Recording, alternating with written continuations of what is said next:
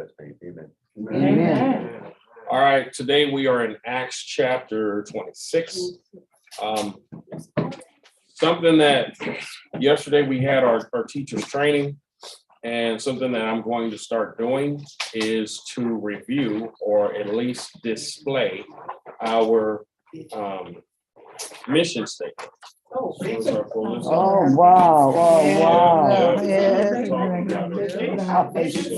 Vision statement, I'm sorry, you're right. Vision statement. All right. So we're in an attempt to get everybody to memorize it, to remember it. And so I talked about how we need to be more purposeful about that. And so this is our mission statement. We see a day when we're one family of Jesus followers who bear spiritual fruit so that all people will come to know Christ. And so every week we're going to, I'm trying to figure out, should I make y'all say it or at least just read it? We'll go from there. So since the first day, I'll just let you read it on your own. And then when we start next week, we'll start reading it and we'll go from there. So hopefully if you memorize it, you know. I've been trying to chant it. I've been trying to do whatever. We see a day when we're one family of Jesus followers who bear spiritual fruit so that all people will come to know Christ. So I'm doing it C1BA. All right. So we see a day when we're one family of followers who bear B spiritual fruit so that A, all will come to know Christ. So there are different ways of memorizing, memory mnemonic to help you do it. Whatever you want to do, like I said, the church mission. If you don't know how to find it, just go to the website.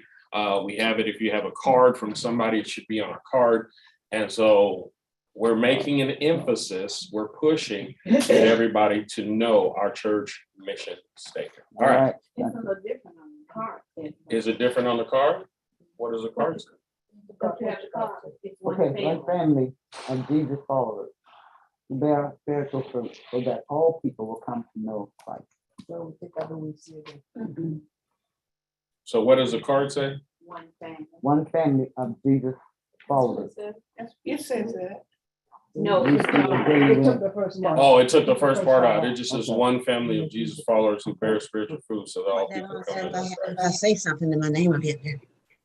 Oh. Yeah, probably they can't fit all that on the card, so they shorten it up. I had to turn that way so I could take a picture. Okay, I got you. All right, so once again, that's their church mission statement. We're going to try to memorize that and go from there. All right, introduction.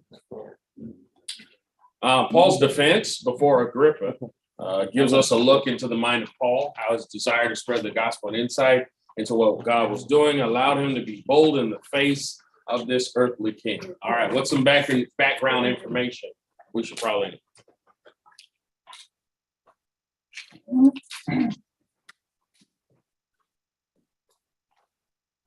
You know that Paul was in jail for 2 years prior to. Paul was in jail 2 years. What else, Brother Mark? Appealing to Caesar. Yes, that's important. We're going to find out. Once again, he's in a Roman court of law. So this is like a legitimate court hearing. This is not just, oh, he's just standing before some people. He literally has gone to court, official court, and you have lawyers, you have defense, all this type of stuff, and they're standing as judges in this case. All right. Anybody else? Herod will be involved, Agrippa will be involved. Last of the Herod dynasty is the last of the Herod dynasty. Correct. It was a tetrarch over Galilee. All right. So he is basically at least partially Jewish. Wife's Jewish. He should, basically why he keeps appealing to these things. Honor, All right. Anybody else? Yes. Wife, you said wife, who's his wife? Priscilla, where? Bernice, but not Bernice. Was that the other? Correct. Okay. Priscilla goes with. Okay. That's the Festus. yeah, Correct. Priscilla.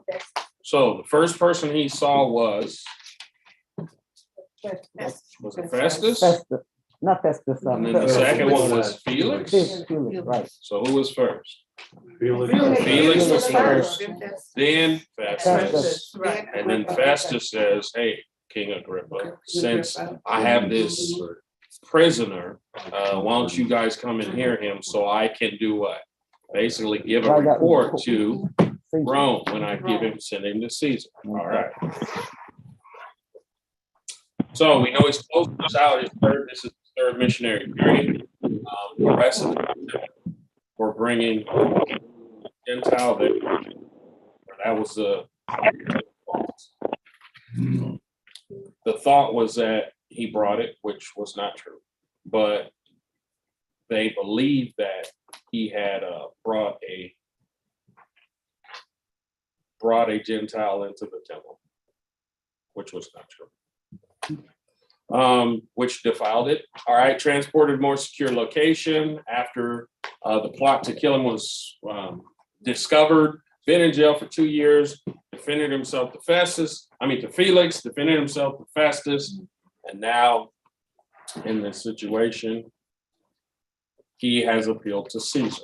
So this is kind of where we're at. So as we talk about Paul's defense, why did Paul stretch out his hand? Out of respect, out of respect. Respect. I think you've seen his chains. He refers to that later, Okay. that he's in chains, and I think it's part of his apology, because he says defense, apologists, Correct. meaning that it was, he said several times, including Ephesians 6, I'm a prisoner, ambassador in chains for Jesus Christ. So I think he was proud that he was basically suffered for Jesus Christ, for his. Okay. We don't know. I put this on there to get you to start searching. Because some of y'all don't ever go searching for stuff. It's not in the Bible. We don't know. Now, some scholars will believe that. Go ahead. It's an appeal. Appeal? Yeah. Okay. I found I appeal to you. Oh, I'm sorry. Oh, go ahead. Just an appeal to them. All right. I found the Bible where it said power of God. Power of God. Yeah. Okay. So a couple of theories are out there. I just thought that maybe he said, I wish that you would be free as I am not. I want y'all to know about the word of God and, and be as I am a Christian of God. All right.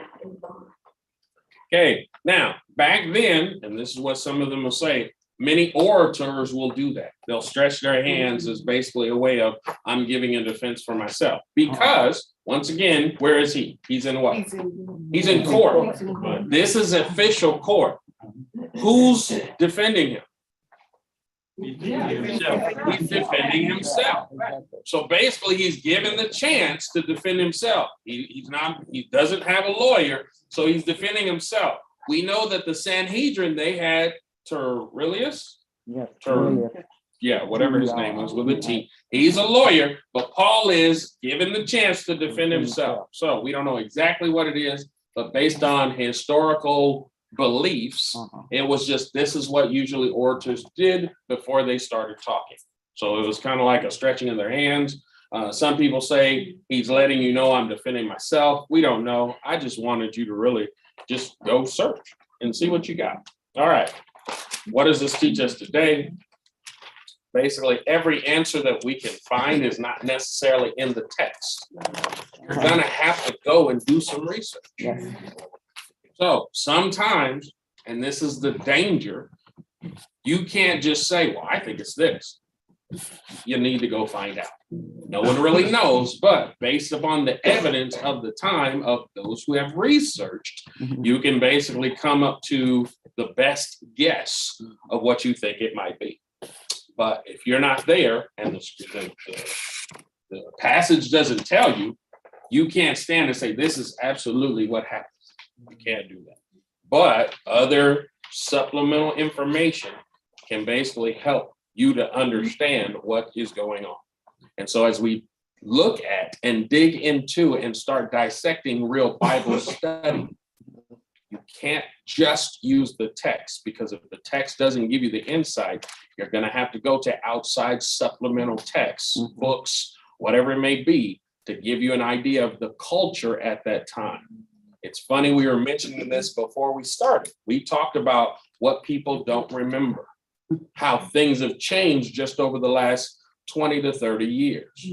Now we're talking about like longer than that. We're talking about centuries, but just even in the last 30 years, right? 30 years ago was when? 1992. Some of you was like, ooh, I'm not gonna say it. Some of y'all was like, I wasn't born. Oh, Some of y'all was like, ooh, I was real young in 92. okay. Oh my gosh, that was hard. Understand, had cell phones been invented?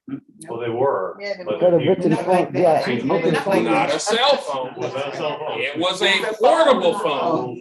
That big old gigantic huge brick that super business wealthy men used to walk around and we would go, ooh, ah. Look how much has changed in 30 years. Exactly. So depending upon who you're talking to, because I asked the brother the question, do you know what a collect call was? Yeah, well, No idea, unless you had a framework of what that was. Watch this. Do you know what a burnt CD was? Yeah. Some people might have. Now, wait, because we've been in that generation, we really understand there's no need to explain it. But imagine 50 years from now, or just start asking your grandkids these questions. Like, and we said this, there was a time when TV turned off. Uh-huh. there you go. And he's still tripping out about that. He literally can't believe that at 12 o'clock, what would happen? The Star Spangled Banner would play Yeah. Black. and the screen would go black Yes. until 5 o'clock the next morning. In their minds, they can't conceive that to even happen. And there was only 3 channels. Yep. ABC, CBS, and Wait. We all know because of the culture we grew up in. Biblically, it's the same way. Is that you have to understand. That's why we always harp on context. Understanding the context of what's going on, because if you start mentioning those types of things in their mind, they can't even fathom what that means. So for me to say, you know, at 12 o'clock when you hear the Star Spangled Banner, That's it. wait, you know exactly what I'm talking about. But somebody else is like, are you schizophrenic? Why would you hear the Star Spangled Banner at 12 o'clock? That doesn't make any sense. Is somebody out there crazy just playing the Star Spangled Banner at 12 o'clock? You wouldn't understand what that phrase meant unless you understood the context and were in the period of time to understand it. That's what we talk about Bible study and situations like that, is you have to understand the context, which makes perfect sense to us. That's why when the writers are writing to, depending on whoever they're writing to, they don't have to necessarily explain what they mean. They don't have to explain it. But if you're not in that time frame, guess what? You need to have a context of what that actually means, instead of trying to just base it on what the statement actually says, and you're actually misinterpreting what it meant. And so I'm just throwing that out there as we think about, as we start talking about, as we dig into some serious Bible study. There are some techniques, there are some tricks, there are some rules we need to follow to make sure we're getting and understanding what's actually being said, not what we want it to say. All right. So Paul starts out, stretches out his hand, basically. He starts defending himself. Now, what does this teach us today? We already answered that. What had Paul done to Christians in the past?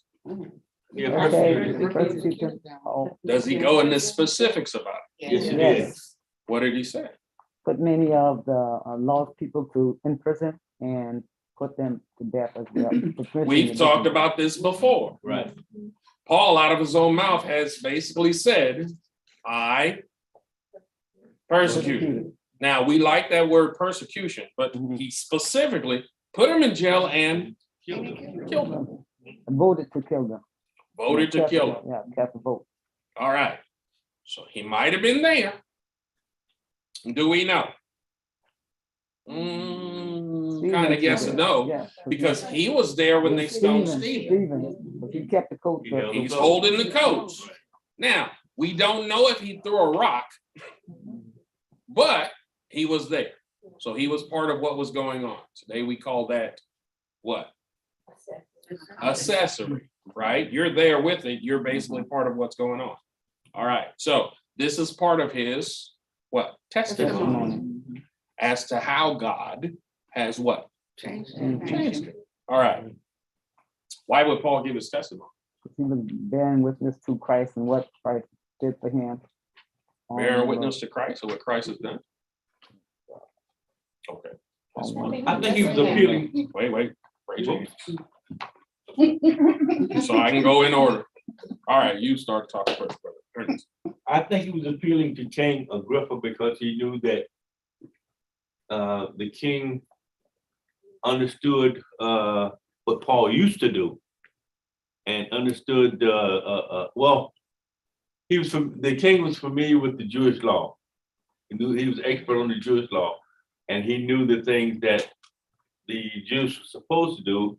And because Paul was commissioned by the high priest, he felt that the king knew these things that he was saying was true.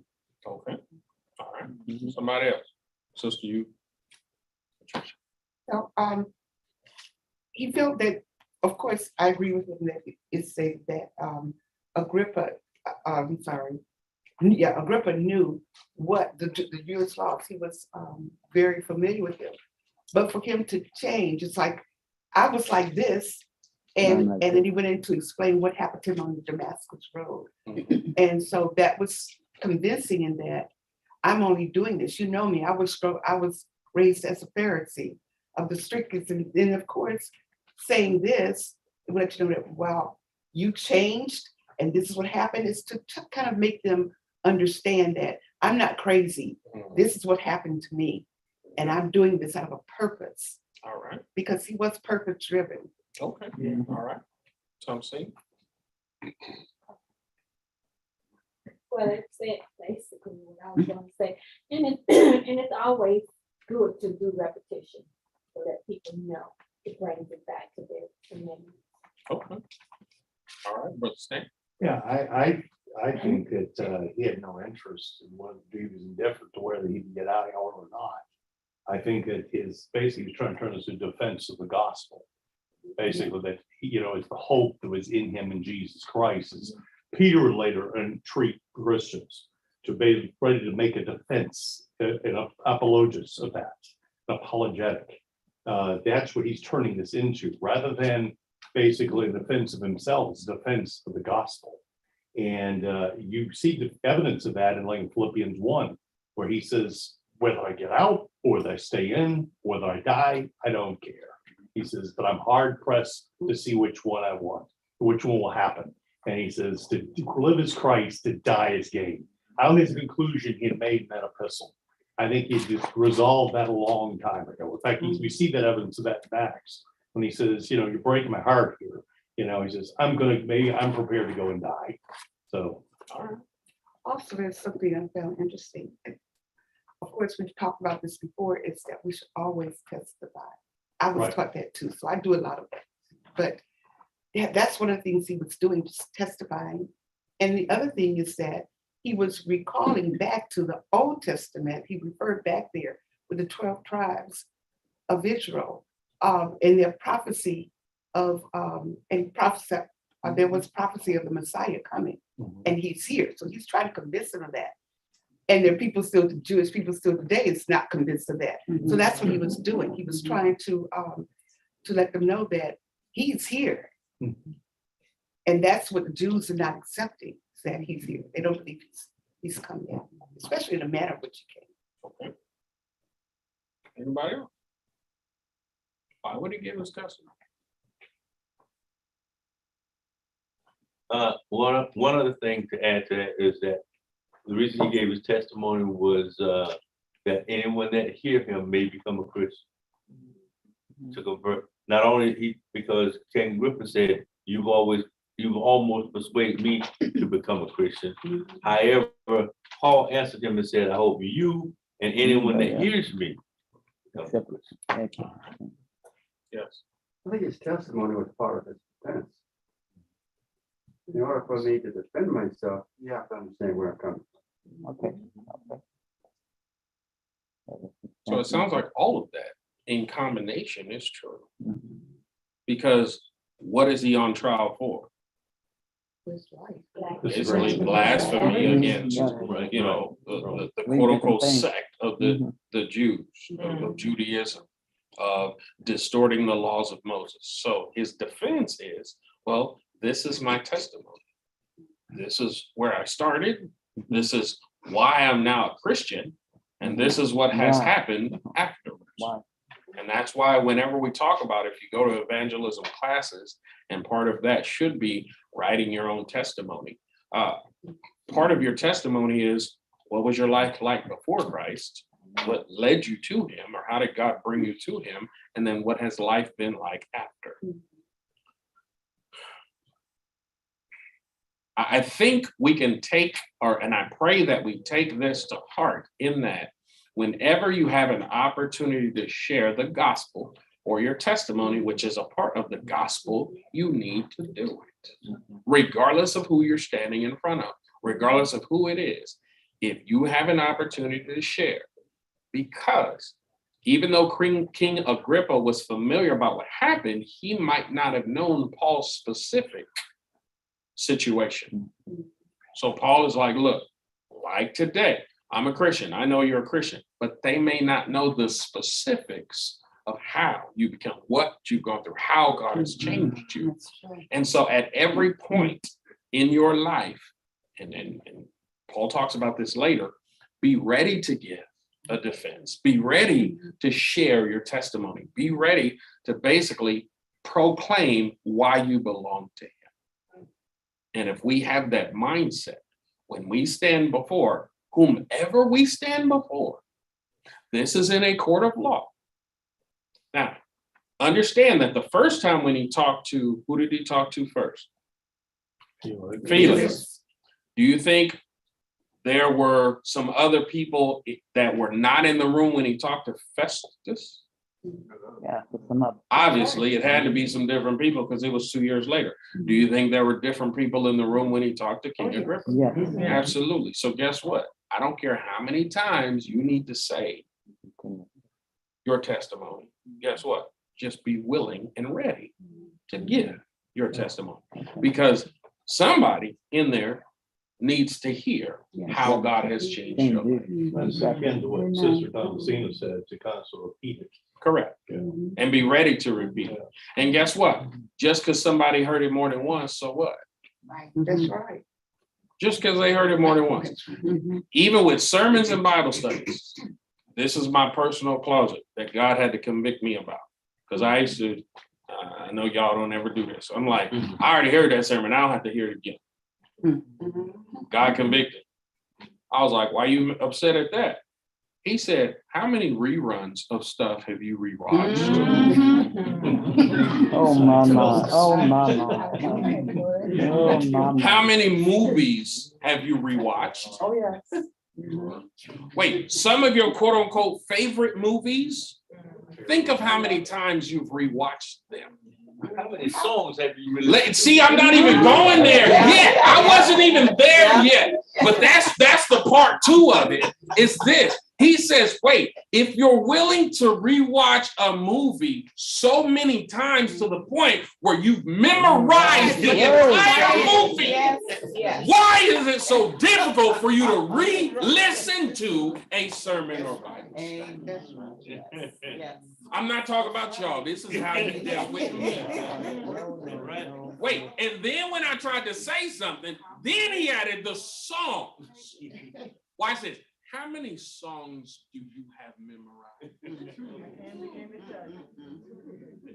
Wait, watch this. On purpose, you've listened to them repeatedly to memorize them. Yet, you feel like you can't re-listen to a sermon or Bible study as if you got it all the first time. I know that's how I felt. I know you agreeing, you feeling the same thing I felt. Y'all was like, I don't understand how you could be that way. I would never be that way. That's how I felt. I was like, oh Lord, forgive me. Now, did that I all of a sudden change my mind and I listen to sermons over and over again? No, I still struggle. But now my mindset has changed in that, you know what? And this is what happens. When I listen to a sermon again more than once, I always seem to get something different. Yeah, that's right. It's like, ooh, I didn't realize they said that. Oh, I missed that. Oh, Lord, what is that? It also applies when I read the Bible. Exactly. Because I've read through the whole Bible multiple times. When I was real super Christian, you know, I was trying to really, really be right. I bought that 1-year Bible and I read through it multiple times. I was like, yeah, I read through the Bible. Well, I'm gonna do it again. I'm gonna do it again. I still go through passages and I'm like, wait, that's in them? It's in there. Wait, I've been doing this thing, reading the Bible my whole life. Like I was born in the church. So there ain't too many passages of scriptures I know I haven't read. How is it that I'm still seeing new stuff? That's because God's word is alive. And God illuminates stuff to you when he needs to. So that it becomes alive to you. He never changes. Ab- His word is His word doesn't change, but we do. Right. How you receive it changes. It wasn't there, he wanted to get to Rome anyway, so now we have their attention in Rome. So this was a good opportunity for him to redo his testimony and say it again, because people have not heard it. All right. And more people come to Christ. Absolutely. So every time, what was Paul's commission? What did he say his commission was? What to the gospel, Be a missionary to Gentiles. the Gentiles. So missionary to the Gentiles. He already said it. So now some people's like, wait, what? Okay. This is why the Jewish people don't like it. Because basically, I was going to them. They've rejected my Messiah, my God. They don't believe him. They killed him, and he rose from the dead.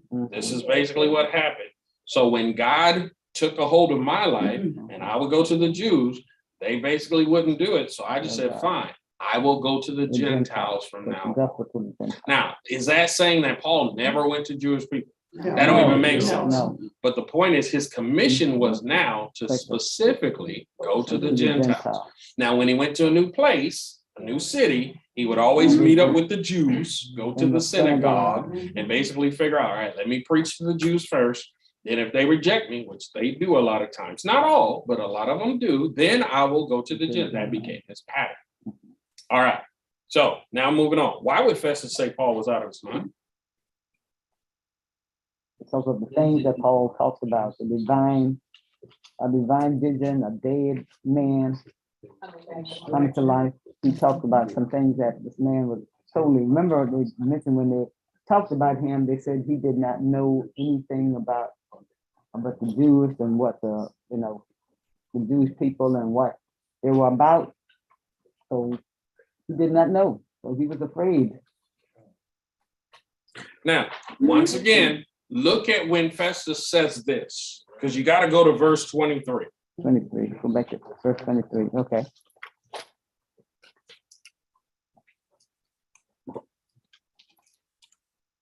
Paul is given a defense and basically says what we've been talking about. I'm going to both the Jews and the Gentiles. Festus is like, man, you that's when you trip. You're doing too much. Because Paul is basically saying, I've not done anything wrong. The Jews have seen me in the temple trying to murder me and this type of stuff. So now I'm going to the Jews and Gentiles, and he's basically trying to convince them. And so he says, I'm not insane because, and this is where he says, King Agrippa knows what I'm talking about. Don't you, King? And that's where he says, wait, you trying to make me, you trying to turn me into a Christian. I see what you're doing. So Festus, once again, where is Paul? Paul's in what? He's in court. He's turning court into his own pulpit. Church over here. And Festus, he's like, okay, You're being bold in front of somebody you, quote unquote, probably shouldn't be bold in front of. And some people, basically in those situations, I don't understand why, even some Christians are saying, no, don't be that way in front of those type of people.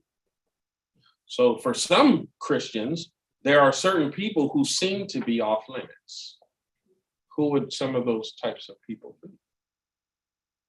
I think often it's people that we see as their sin is so repulsive, we don't want to speak to them.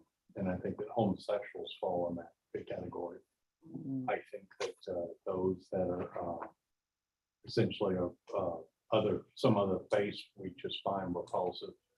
Islam might be one. I mean, I've been guilty of that, but also they're difficult to speak to because they're on probation. It's just like the Jews were. So, I mean, that we still are doing that today, and it's usually because of prejudices we have. And I think it has been a history of this country. We segregated ourselves by race. We're all pointing to the same Jesus, amazingly. Okay. Beyond belief, I think to the condemnation of the American church. So this has happened in not only our history, but our memory. Absolutely. Contemporary too. So the question is, are there certain people that we kind of may think that are off limits? I mentioned homosexuals, you mentioned this. What about politicians? Yeah. Like, wait, we're not supposed to do that. And that's what we say, separation of church and state. Like, we can't necessarily bring religion, our beliefs, into the court system, into our job. Certain people, maybe rich people, maybe famous people, actors, we can't witness to them. They don't necessarily need it.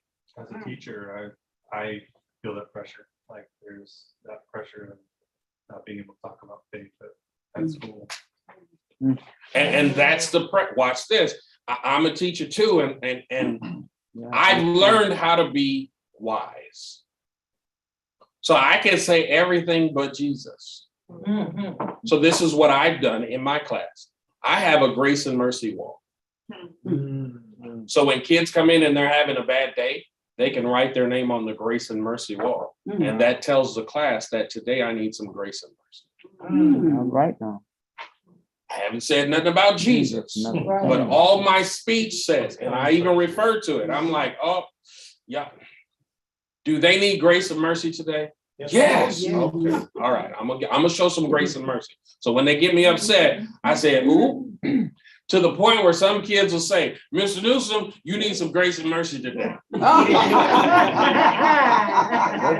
I'll say, yes, I do. Should I show grace and mercy to y'all who don't deserve it? Yes, give us grace and mercy. So it's learning how to navigate and basically still be bold enough to display or proclaim who or what you believe in without really offending.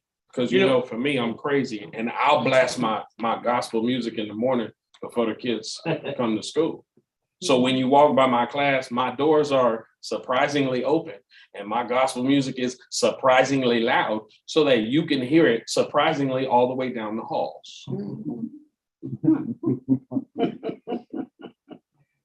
So back to the question, what opportunities have you had to be bold in front of others? All right, I'm gonna ask you, Delisha, I see your hand. You've been patient, thank you. Good morning. I wanted to say that I find it hard to witness being in the Bible Belt to my family who's been raised in the church, but they don't honor Christ in their decision-making and their day-to-day. And then that's also my answer to the question, what opportunities have I had to be bold in front of others? To talk about a biblical sexual ethic with my cousins has been very trying. But that has been like my biggest opportunity to call them to the Bible in a culture where they tend to tell me, well, that's your interpretation of the Bible, but they don't actually read the Bible. They're just kind of going with what culture says is acceptable. So that's been my biggest struggle and my biggest opportunity to be bold. Absolutely. So family is to me one of the biggest issues. but also the biggest opportunities. Because I think we all have that cousin, uncle, aunt, whomever that's kind of out there. And in our mind, they know better, but they're still doing their own thing. And they almost attack you because you represent what they don't like. And they say stuff to you kind of under their breath, like, oh, yeah, you going to do X, Y, Z, or you going to do this, or here come the Bible, whatever, this and that. And you just kind of look at them like, and you smile, and you be Christian, and you say, yes, I do. You don't have an issue with me, you have an issue with the Bible. That's right. So it's not about me, it's about the Bible.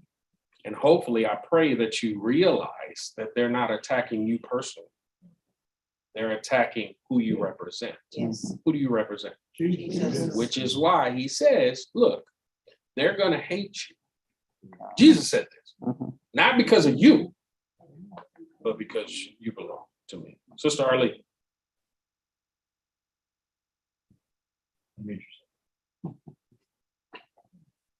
Oh, that's a first. Sister Arletha, you got your hand up and you didn't unmute, unless you were talking and you didn't know you was on.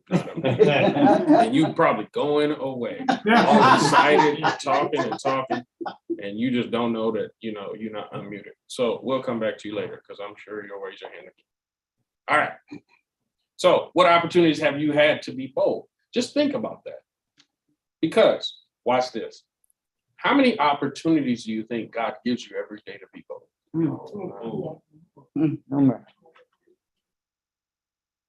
So if you don't take them,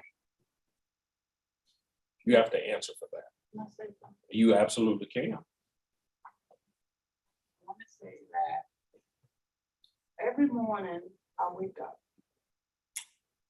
I ask for forgiveness of my sins, and then I ask the Lord to use me, to decrease my flesh and increase me, him and me. He told me that my religion, our religion is love. Not just love, but agape. And when I walk outside of my door, I am not me. I am Christ in me. So speaking the gospel, I am not ashamed. You can't be ashamed. Even if it's a gay, if it's a politician, if it's my mother, if it's my mother, my grandmother, my aunt, they've all been in religion all my life. I just got there. But for some reason, I've been praying for where I am today, and I just got there. I have a story to tell, but one day God will make it possible for me to tell that story, how I got where I am.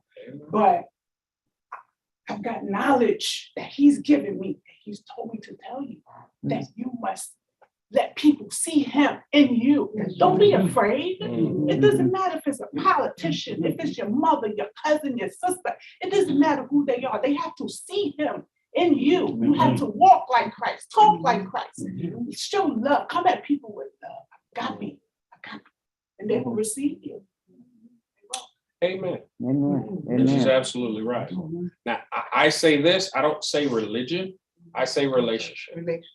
Because it's a relationship with Christ. Because religion to me, whenever I hear the word religion, I think of rules and regulations. And my relationship with Christ is out of love for him. And my love in response to him is me trying to obey, seeking to trust, and trying to obey. You said it perfectly in that when we walk out of our home, actually, when we wake up, we are representatives of him. Paul calls those ambassadors. So when you think of it, and these words are used specifically on purpose, is that when you think of an ambassador, you think of someone in an embassy in another country representing that country. Guess where we are? We are in a sinful world representing another kingdom. We are ambassadors for Christ. So even if we're bad ambassadors, guess what? We're still ambassadors. Just like if you've been overseas, internationally, whatever it is, guess what? They'll easily recognize you as American. Why? Your mannerisms, your speech. Sometimes the clothing. clothing, all of that. It's recognizable. You don't necessarily belong here. You're different. Your speech betrays you. Your clothing betrays you. You look like a tourist. You're walking around not knowing what's going on, but you're different than the rest of us. And us in the world need to be like, act like, represent Christ, and be kingdom ambassadors. So that our love is different, our speech is different, our actions are different, the way we dress is different. Not saying that those things make us who we are, Right. but it's an internal thing that comes out, That's right. and we can't help it.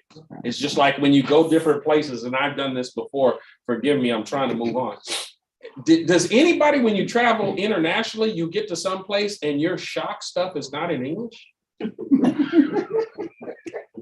Like, man, nothing's in English around here. I can't read nothing, or what's going on? That's the arrogance of America. And it's a sense of, man, I'm in Ghana. Why is everything in Ghana?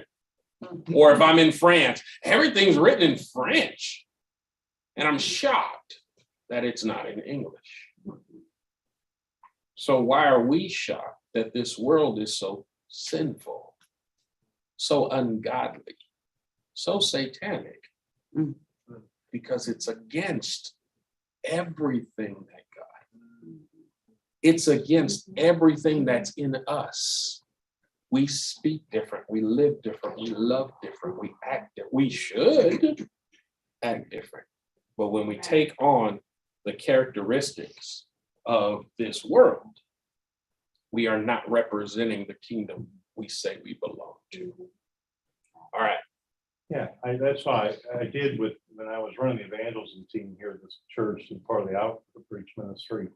I had them do an exercise where we took 15, because some people, I think you called it that too, church words that they like: sanctification, holy, faith, grace, mercy. Go define them in everyday words that anybody can understand. And I invite them to start using those words, not just out here on evangelism outreach, but as you go walk out, so sister said, as you walk out the door and you go to work and you're at your school or you're in your community, start using those words so people start understand. There's a gross biblical illiteracy out there, as you might have noticed, I hope.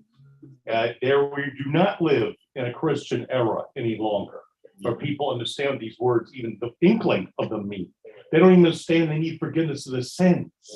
So we've got to be able to be not only representatives, ambassadors, Christ in us, but be ready. And part of that apologist, like Paul's giving, is basically give a simple explanation of what basically these concepts are that every one of us need. Like my brother said, grace and mercy.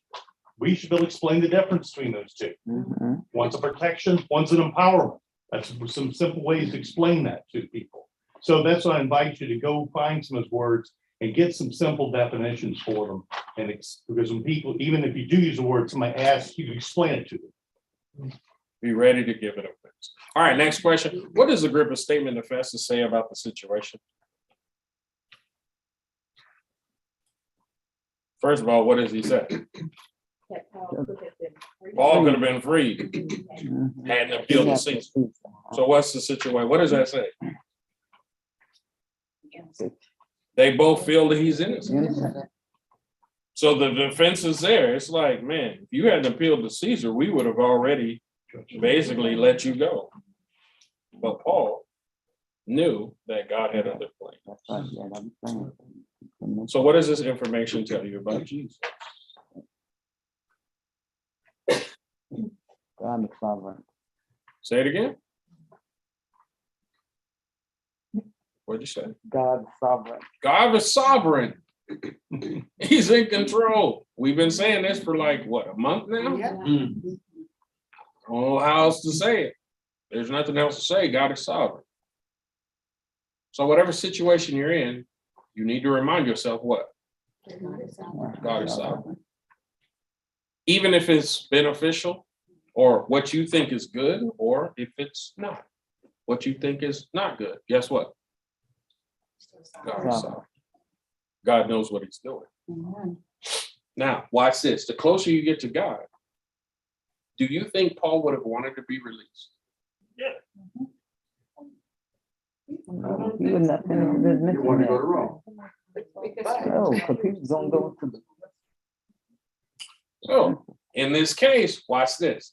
Have you ever prayed and asked God for something and he did it, just not in the way you thought? How did you feel? Okay, thank you, Lord, because you actually answered my prayer, not in the way I wanted, but you answered my prayer. Because I'm sure Paul would have wanted to go to Rome with a group, Paul's fourth missionary journey. Hey, let's take a group of people. It's going to be me and Silas and whoever else wants to come, Luke. Hopefully we might be able to get Mark to come with us. We're going to Rome. We're going to do what we've been doing. God says, no, I'm going to do it a different way. How should you respond when God does what he wants to do with you a different way?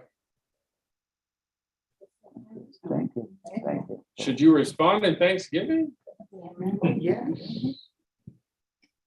So you shouldn't complain and whine and cry and throw a fit and do all that other stuff and worry and be anxious and all that other type of stuff. Why, God, why? Like, not y'all, but other people in the other church I was in before used to. Like we always do. Well, the point is this: the closer we grow to him, the more we realize and start to live like he's sovereign, and we don't complain so much when things don't go. Also, it doesn't become something you have to, that sermon came from Paul's heart by this time. It wasn't just repetition. It's just that this is what he was now. As our sister said here, is that basically it's just Christ speaking. The more you pray, the more you grow close to Christ in Bible study, being with his people, you find it basically sort of exuding Christ. There are people at work that corporate people, mostly unbelievers, we'll put it that way. I don't know what God's doing in your hearts, but they're typical people of sciences, and that's because I work for, like I said, a nuclear vendor. We're mostly scientists or applied scientists, sometimes technicians, engineers, and in front of one of the DOE customers, Department of Energy customers, one of the head of health physics says, he's the most religious guy I've ever known. You don't even cuss in front of him. And I was like, I didn't even notice he noticed. And then I've had people too, some of the employees come and say, could you pray with me about this, certain person? I had, my most favorite one was the beginning of the pandemic. And there was also some shootings going on over in Allendale at the time. I worked down toward Barnwell. And anyway, so some of the people said, are you one of those Christians that pray? I said, well, I think every Christian should be praying. And I said, and pray without ceasing, pray continuously, pray in all things. So anyway, I said, well, will you pray with us at the end of the shift about the shootings, about the pandemic? I mean, we don't know what's going to happen. And so so we ended up the shift about 50 minutes early, and I got her around, and we got in a circle, and we prayed. Now, don't let what he said go by, because the world asks and is looking for real Christians. Watch this. Are you one of those Christians who are just Christians that fake it? Who just talk a lot of stuff, but you're not legit about what you really believe?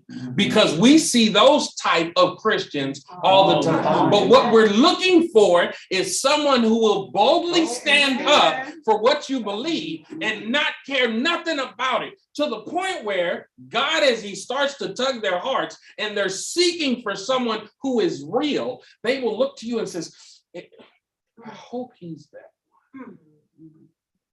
Because life is now jacking me up. My whole world is shifting. Whether it's a flood, whether it's a hurricane, whether it's a shooting, whether it's some type of calamity, a disease, whatever it is, I'm now searching for something to grab onto, something to give me hope, because I can't hope in myself. I can't hope in the things of this world, but I pray there's something out there that can give me the hope that I need to be able to survive. And I see light in you. Please, Lord, let him be the one. Are you one of those real Christians that have a real relationship with God? That I could go to you and that you can pray and stuff happens? I've been looking for those and I can't seem to find them. I pray that you're one of those ones who is bold enough to pray with me at work, who's bold enough to share your testimony, regardless of what might happen. I pray and hope that you're one of those ones, because that's what I need right now. So you mean our bold proclamations are a witness to those to either draw them to the light or repel them further into darkness? Yes. Because some people who love the darkness will always hate the light.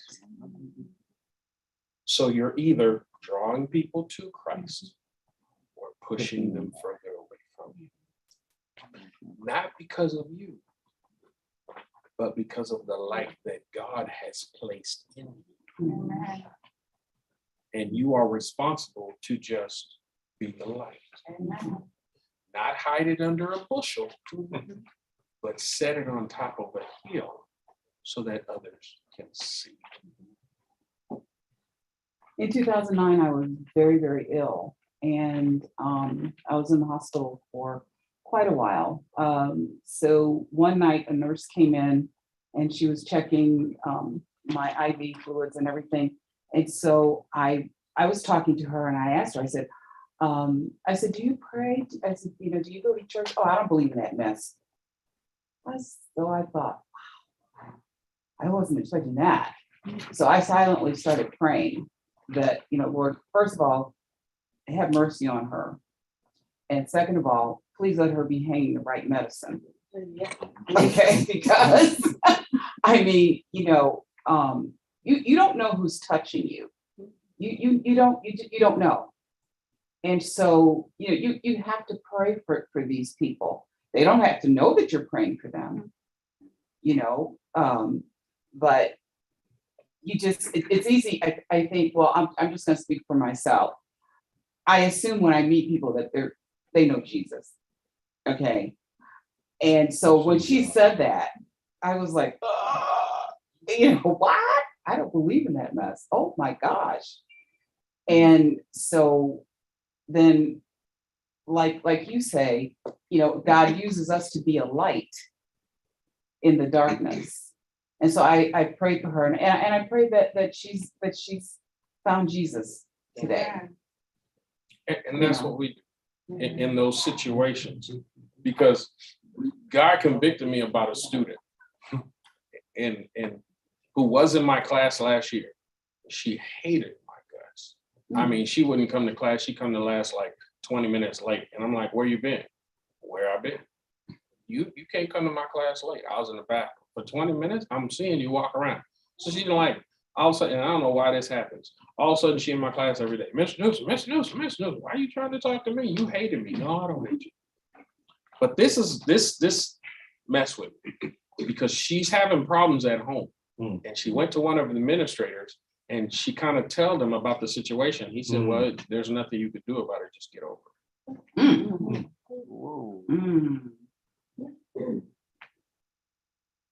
So then when I heard that, I was like, and God wouldn't let that go with me. So I said, Lord, I got to do something. So now when she comes to me, I said, well, I'm praying for you. And I just leave it like that. Mr. Newsom, you know what? I'm praying for you. I'm praying. And just saying that, I think, well, like I said, I got to try to be wise, is a step towards me being even bolder in proclaiming the fact and in my belief that these kids need Jesus. Amen. I can't just give them man-made philosophies that thinks that's gonna change. Do I honestly believe that Jesus will be able to fix it, to change their hearts, to radically make a difference in their life? Because if I believe that God is sovereign, then I'm gonna have to speak, I'm gonna have to live, I'm gonna have to operate in a way that I believe that God is sovereign, regardless of what happens. I think you just answered what I was going to ask, because when you talk about our bold witness for Christ, and yet when we talk about mixing church and state on our jobs, we can't just, unless we're led by the Spirit, and of course we're going to be obedient to what the Spirit of God is telling us, but we can't always just go out on our job and, hey, come here, let me tell you about Jesus, let me tell you about Jesus. We have to respect the order of where we work. And you answered it when you went on to say about your life living, the way you talk. At my school, we have a lot of international students, and we have students that are Muslims. And at a certain time, the principal would allow them to come out of class and they would go pray. We have students of all different religious backgrounds, but when they would come into the health room, they would ask me questions about, do I pray? And I would say yes. And they would say, who do you pray to? And I would tell them, I pray to Jesus, because he's my intercessor. He was the one that came and lived and died. And because God is so holy, I can't go to God on my own, but because of the shedding blood of Jesus Christ, God looks at me through his blood and he sees me as holy. One of them went so far as to ask me, show me how you pray. So I thought, okay, so I got on my knees and did a demonstration on how I pray.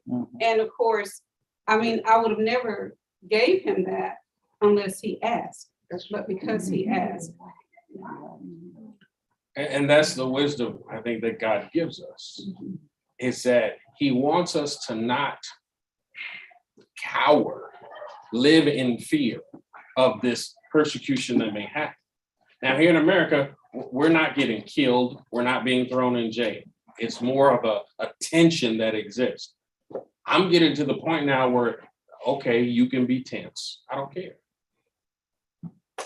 I have to basically be me. Because if you allow everybody else to do it, but not me, then I'm going to stand up and basically say, look, I love Jesus. It's not against the law to love Jesus and proclaim it. So you're going to have to deal with that. I don't know what to tell you. If persecution comes and they're going to start throwing me in jail, guess what? I've done prison ministry before.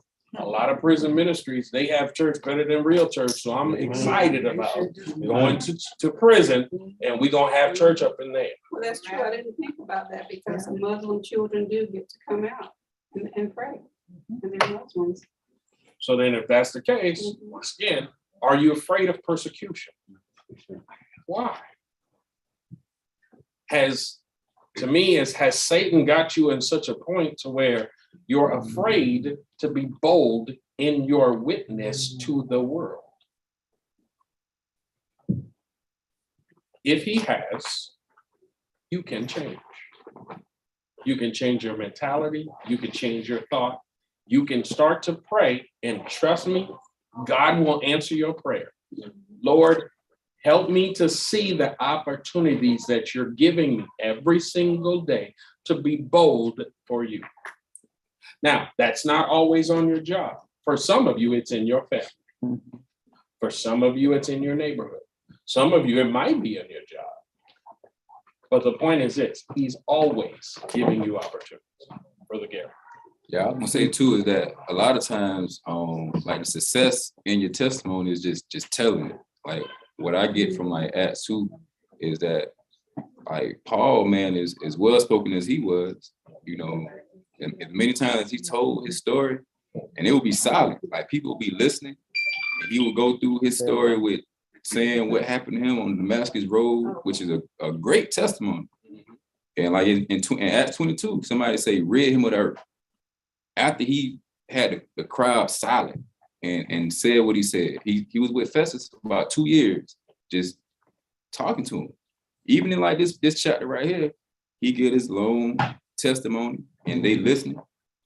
And they don't really, the people that we see, or that they talk about Agrippa, maybe they didn't believe at that moment, but he was still successful. Like, and I think that it's good for us to see that even Paul, when he explains his testimony and tell people that it's people who didn't believe, but like you said, you don't always got to know everything. Because when he was giving those testimonies, it probably was people in the crowd who actually did believe. We just seeing the people who don't believe. But I'm pretty sure every time he gave those testimonies to those crowds, like people was believing. So, we just have to be like, not care so much about if a person gonna believe us when we give a testimony. You still just have to give it, because that's where your success comes from, and just doing it. The goal is not to get people saved.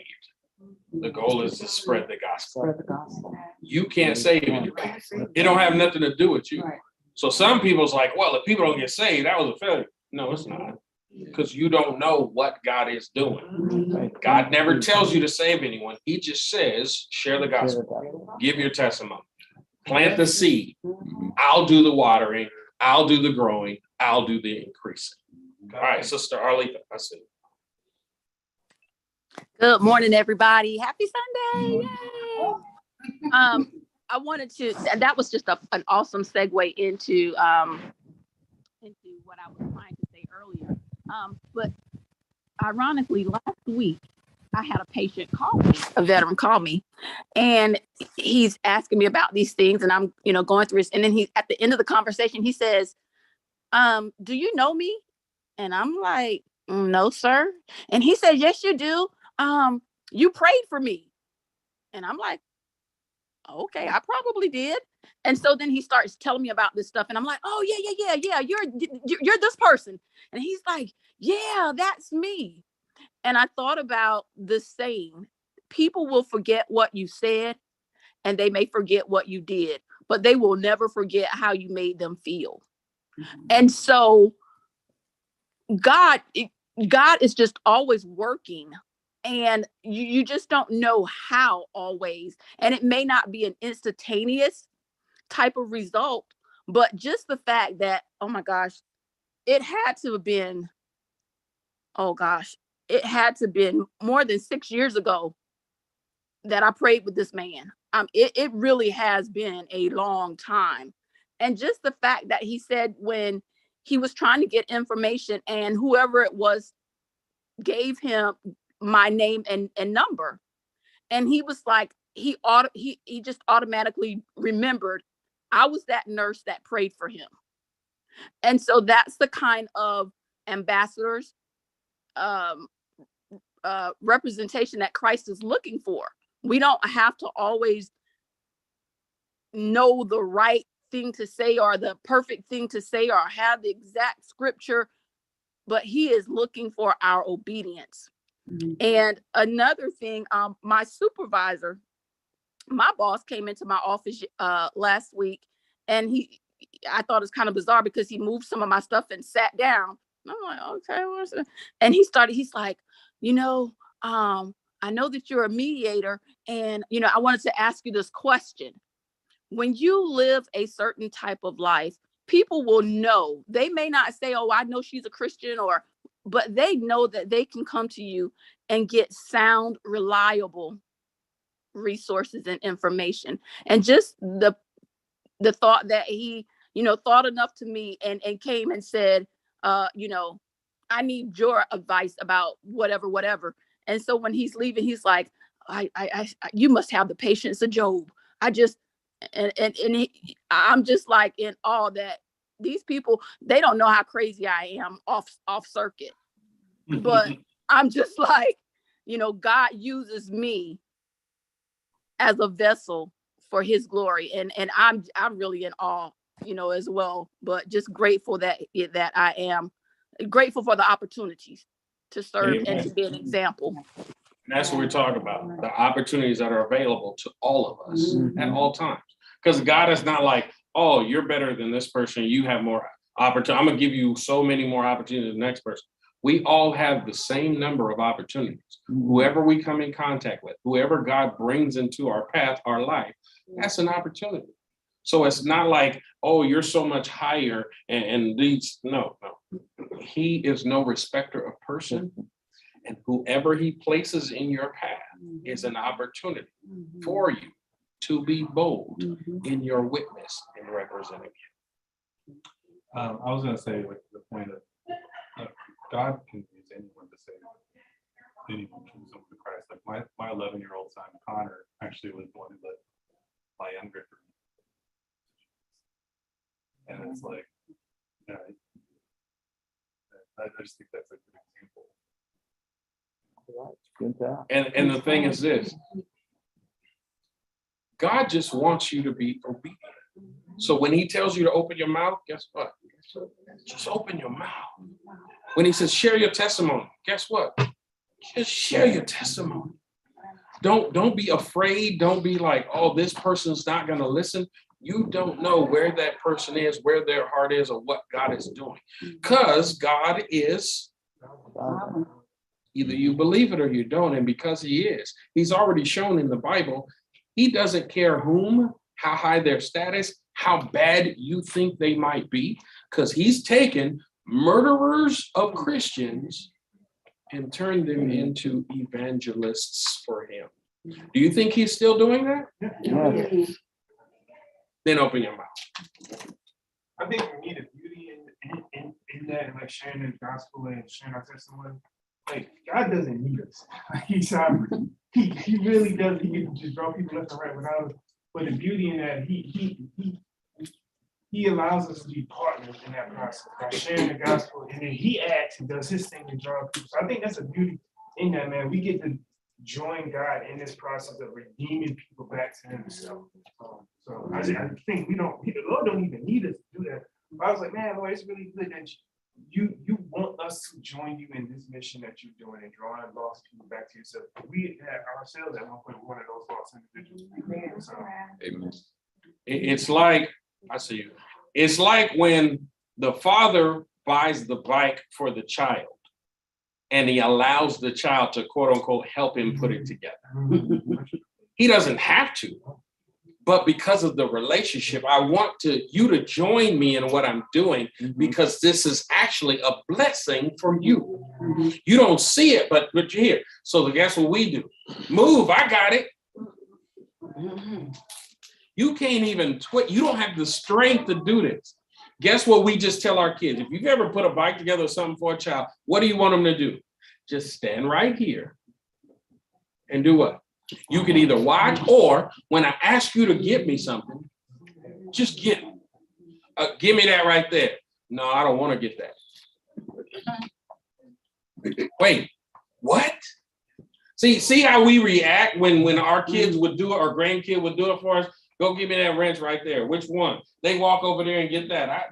I'm pointing to it right there. Get that one right there. The silver looking one, that's called a crescent wrench. Get that and bring it to me. That's what I need. I just don't feel like getting up to go get it. It's not like I can't go get it myself. I'm just wanting to be with you so that we can do this together. But then when they don't want to listen to, that's when you say, all right, go on somewhere. Let me do it. I don't have to have you. I just wanted you to share in the joy of what we're doing together. And that's the way I always look at God in his, once again, sovereignty. He doesn't have to even give you the opportunity to join him, but because he loves you so much, he knows that the blessing is in you joining him so that you can be a part of his. I want to say that my grandchildren, the 11-year-old, she's 12 now, but she's been with me longer than the 9-year-old. And I used to always, I would say, oh, I can't find so and so and so. So I would pray. I stand there and I pray and I say, Lord, if it is your will that I have that, lead me to it. And then I will go about the day and do what I'm doing. And when I find it, she's like, wow, So recently, I've stopped doing that. I stopped listening and stopped being obedient to the word, for a while now, and one day, we were in a shelter and I couldn't find something and I was so upset and angry and I'm just like, and she's watching me and I look at her and I'm like, why you not helping me? And she says, you changed a lot, Mommy. She said, you used to pray and ask God to lead you to it. She said, why you don't do that anymore? And so I started again. So now here it is, the 9-year-old is paying attention. So a few nights ago, I had went into the hair salon, the hair supply store, and I got some nose rings. Now, let me tell you, I used to wear nose rings years ago, and I kept losing them. It's funny because for some reason, it always fall in a garbage can. One day I was in the bathroom. The last time I had one in my nose, I was in the bathroom in the laundry mat. And I was on the phone with my sister's husband. And I'm looking in the mirror. And then the nose ring is gone. And I'm like, what? And there's a garbage can. Now, the mirror is supposed to be over the sink in the bathroom, right? It's over the garbage can. And the nose ring in the garbage can. And I said, I just got that. I keep losing my. And he said, don't you think maybe God don't want you to have that nose ring? So I said, you know what? You're probably right. And I stopped wearing them. Okay. But here it is. I'm in the hair supply store and I'm buying nose rings. I bought 3 of them. And I don't know why. I haven't bought them in years. And I don't know why I'm buying these nose. So I buy them and I get to the car and my 9-year-old, she's going through my bag and she says, Mommy, you bought nose rings? I thought you don't wear nose rings no more. I thought God said, I said, shh, I don't know. I said, I don't know, but just shh. So I forgot about those nose rings. So days later, about 2 nights ago, here it is about a whole week later, I remembered it because God told me, he said, I'm going to use you to meet them where they are and bring them to me. Yes. And I said, what does that mean? Yes. And for some reason, I started thinking about them nose rings. And I said, I ain't seen that nose ring since I bought it in the store. What happened to my nose ring? And my grandbaby, I said, baby, you know what my nose ring? She said, nope, but I know why you ain't find it. I said, I don't know, but I feel like God is telling me something. And he's going to use that nose ring to tell me. I said, I think I'm going to find it. So she went to bed. She swept. I sweep our hotel room every day. I clean every day. Now this night, she swept before she went to bed while we was having that discussion. The floor clean. I watched her. I made sure she did her chores and went to bed. And I sat there on the bed. I prayed and I talked to God. And then I said, now let me go to bed. I get up and I go walk. And I look down, and there is the bag with all the nose rings in it. And I said, God, I said, jeez, I said, look, I picked that bag up and I went over there and I said, baby, look what God did. And she said, Mommy, well, I can't see. I need my glasses. So I put her glasses on. And I said, look. And she said, congratulations. She went back to sleep. So I put it down. I said, nope. I said, Lord, we're going to show. I put it down right there. I said, if it's still there in the morning, because it might disappear. The next morning, I looked and it was still there. I said, baby, guess what Mommy found last night? Guess what the Lord? She said, oh, Mommy, I had a dream you found your nose rings. I said, it wasn't a dream. She said, where you found it at? I said, on the floor. Praise. She said, but I swept, Mommy. I swept before I went to bed. I said, God is showing me something. I said, God told me I'm going to put that nose ring in my nose and I'm going to meet them where they are. And God has put things back into I don't know why. Amen. I started smoking marijuana. I'll tell you, I started